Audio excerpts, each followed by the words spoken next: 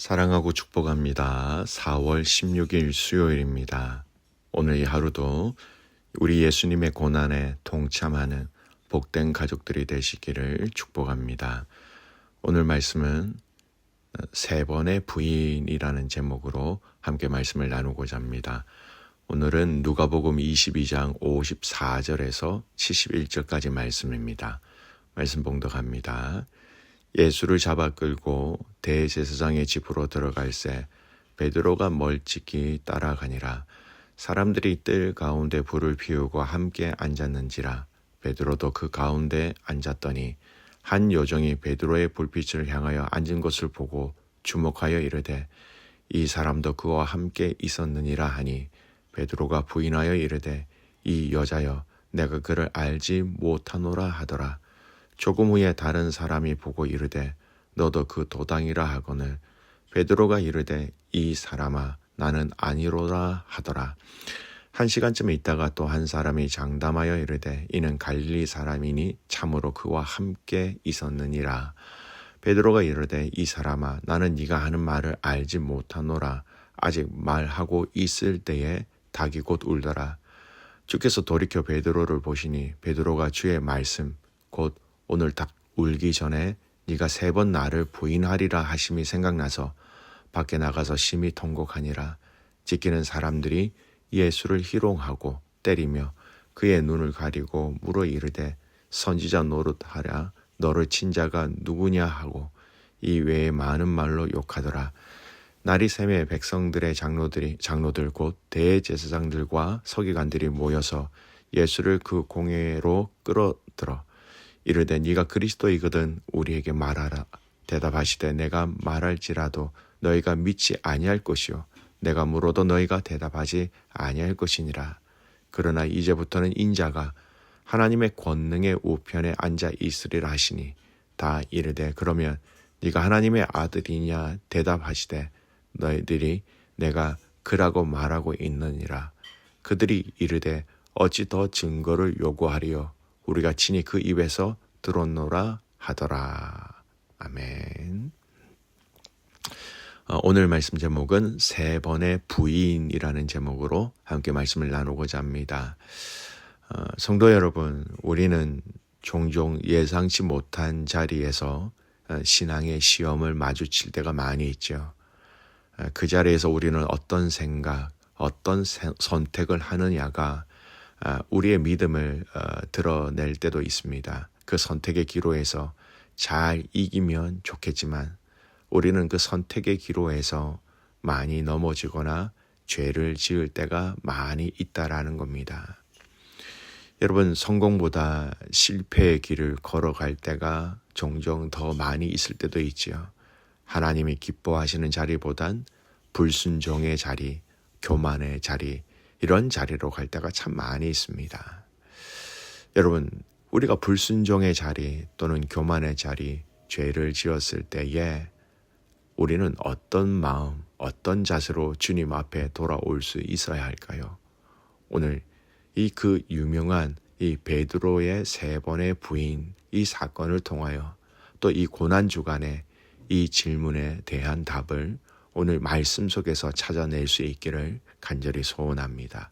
자, 이 사건, 베드로가 예수님을 3번 나는 그를 모른다라고 얘기했던 이 부분, 베드로의 연약함은 결국 지금 저와 여러분의 연약함을 대변하고 있는 것입니다. 저와 여러분이 이 베드로가 3번 부인하는, 주님을 부인하는 이 사건을 통하여 우리 자신들이 더 깊고 넓은 신앙과 믿음을 가지고 주님께 가까이 가고 영적 비밀들을 발견할 수 있게 되기를 소원합니다. 오늘 베드로는 바로 이러한 자리에 섰습니다.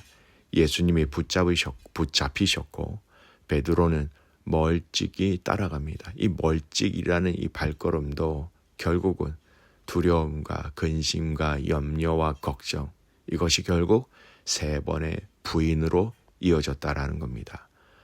내용을 살펴보면 이것입니다. 3번의 부인과 한 번의 주님의 눈길이 있었다라는 것이죠. 자, 첫 번째 부인, 여종이 말합니다. 이 사람도 그와 함께 있었노라. 그러자 베드로는 부인합니다. 나는 그를 알지 못하노라. 두 번째 또 다른 사람이 얘기합니다. 너도 그 도당이다 이렇게 얘기합니다. 베드로는 다시 부인합니다. 아니다. 나는 예수의 무리가 아니다. 그렇게 얘기하는 겁니다. 세 번째 부인, 1시간이 지나 또 다른 사람이 얘기합니다. 이 말씨를 보니까 이 사람이 분명히 그와 함께한 사람이다라는 겁니다. 베드로가 저주하며 말합니다. 나는 그 사람을 모른다. 그렇게 말하는 순간 닭이 울지요. 그리고 그때에 오늘 61절 말씀에 보면 예수님께서 돌아보사 베드로를 보십니다. 오늘 저는 바로 이 예수님의 바라봄, 예수님의 눈빛에 대해서 좀 얘기하고 싶습니다. 여러분, 그 순간 예수님의 눈빛은 어떤 눈빛이었을까요? 정죄의 눈빛이었을까요? 실망의 눈빛이었을까요? 그래, 내가 말했지? 너 그럴 줄 알았어. 너는 그 정도밖에 안 돼. 아이고. 그런 눈빛이었을까요? 아니요. 주님의 그 베드로를 향한 눈빛은 사랑의 눈빛, 슬픔의 눈빛, 그리고 용서의 눈빛이었다라는 겁니다. 그 눈빛 하나에 베드로는 무너집니다. 밖에 나가서 심히 통곡하니라. 예수님은 이미 베드로에게 미리 네가 닭 울기 전에 3번 나를 부인할 것을 말씀하셨고 알고 계셨습니다. 이렇게 미리 알려줘도 그가 넘어질 것을 예수님은 또한 알고 계셨어요. 그리고 이 메시지는 바로 이렇게 이야기하실 때 이미 예수님은 베드로의 3번의 부인에 대한 연약함을 먼저 이해하고 계셨고 알고 계셨고 이미 이 말씀하실 때에 당신은 용서하시기로 이미 결단하고 이 이야기를 하셨다라는 겁니다.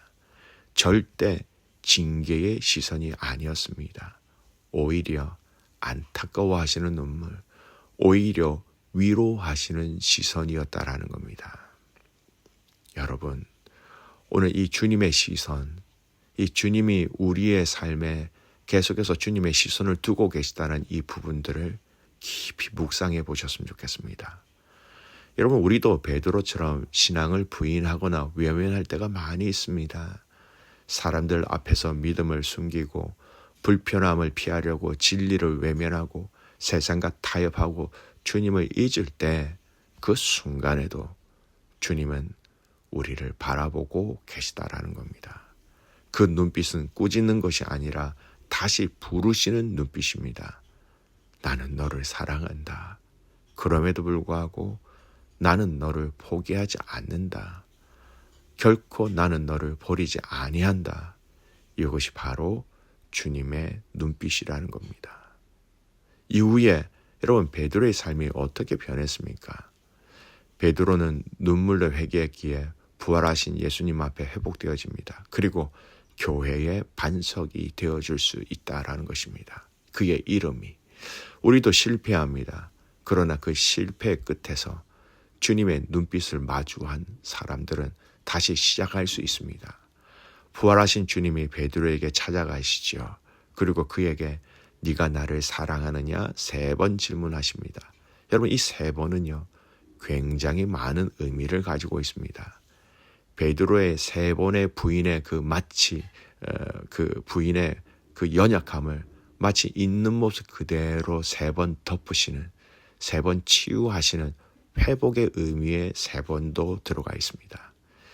예수님께서 부활하신 후 베드로에게 3번 물으십니다. 네가 나를 사랑하느냐? 요한복음 21장 15절에서 17절까지 말씀입니다. 베드로의 회복과 사명의 회복을 보여주는 굉장히 중요한 말씀이죠. 부활하신 예수님이 갈릴리 바닷가에서 제자들에게 나타나십니다. 제자들은 밤새 고기를 잡지 못했지만 예수님의 말씀에 따라 많은 고기를 잡았습니다. 예수님은 또한 그들을 위하여 조반 아침 식사를 준비하시고 그 식사 후 베드로에게 질문하시지요.